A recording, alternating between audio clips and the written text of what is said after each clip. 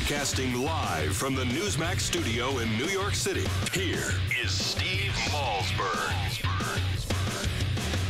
I'm never surprised by controversies that are whipped up in Washington, right? That's par for the course. But I'll repeat what I said 2 days ago. We have a basic principle. We do not leave anybody wearing the American uniform behind. We had a prisoner of war whose health had deteriorated, and we were deeply concerned about, and we saw an opportunity, and we seized it, and I make no apologies for that. No apologies. All right, welcome back, ladies and gentlemen, and joining us now is Rusty Bradley, Major Rusty Bradley, former commander of U.S. Special Forces in Southern Afghanistan and author of Lions of Kandahar. Hello, sir. How are you, Steve? I'm great. Thank you for joining us. I really appreciate it. At first, your reaction to what the president had to say today, doubling down, if you will, and kind of brushing this off to a Washington created controversy. I think it's probably my reaction to that has been fairly common, which is unfortunately left me shaking my head with him making comments that not only are questionable, but in some circles it's been stated that he's outright misled the American people, especially in reference to the circumstances that are involved around, number one, the status of Bergdahl being a POW, his health for the release of the ultimate justification that they used for this prisoner swap was the health, the imminent threatening health of then Private Bergdahl, now Sergeant Bergdahl. So it makes us really question, unfortunately,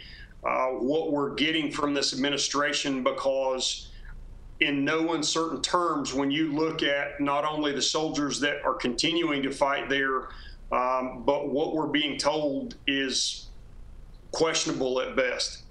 Yeah, we should point out to folks that you were in the command center in Southern Afghanistan running ops when Sergeant or then Private Bergdahl went missing, correct?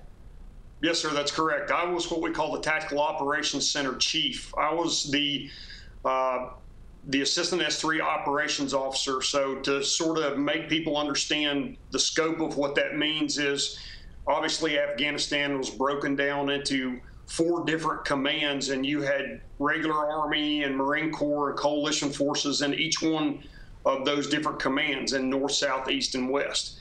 Ours was by far the largest in the south, and I had all of the U.S. Special Forces teams and our coalition special operations partners that reported into me, and I was responsible for coordinating their operations, for resourcing them, support, medevac, resupply, close air support, and my responsibility was to be that liaison link from the guys that were actually pulling the trigger on the ground to those who were providing those resources, and then painting a picture for the commanders up in Kabul and Bagram. So is there any doubt in your mind that he deserted? Zero. And he had done this once before, or at least left the base without permission once before? The truth is, Steve, is I really don't know about the initial report, I guess, that came into us was nothing more than a red line message that said, we have an American soldier missing. And I can tell you that in no uncertain terms, when you see that, it makes your heart stop. And we were ready, willing, and able to assist in moving in heaven and earth to find him. And this is the second time. This is the time when yes. he wound up with the Taliban. Yeah. Okay. That's correct. What I did not have any visibility on was any of the details of his disappearance until 24 hours later, when we received a situation, what we call a sit rep, or a situation report, that essentially detailed all of the circumstances and the details of the intelligence reports that were involved around him going missing from the time they realized he was AWOL from his post to when he was in surgeon hands. So we had no visibility on the first time that he decided he wanted, I guess, or the first time that it was reported that he had been missing was when we first heard about it. This report that you're speaking of may have been something that came out that we were never aware of. Okay, so you said zero doubt in your mind that he deserted. Why? Tell me what you know that leads you to that answer.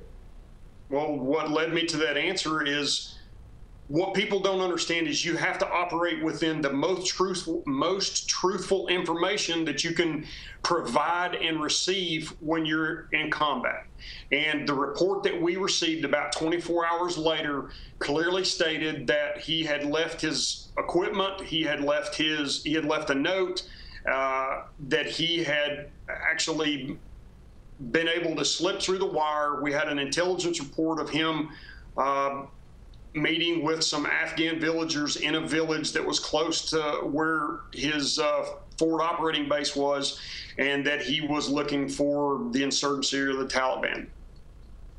What about reports, and what do you know about reports? For instance, I'm looking at an article here from the Daily Mail in 2010, August. Taliban claims that captured U.S. soldier has converted to Islam and is teaching its fighters bomb-making skills. You have any intelligence or anything you could talk about on those kinds of stories?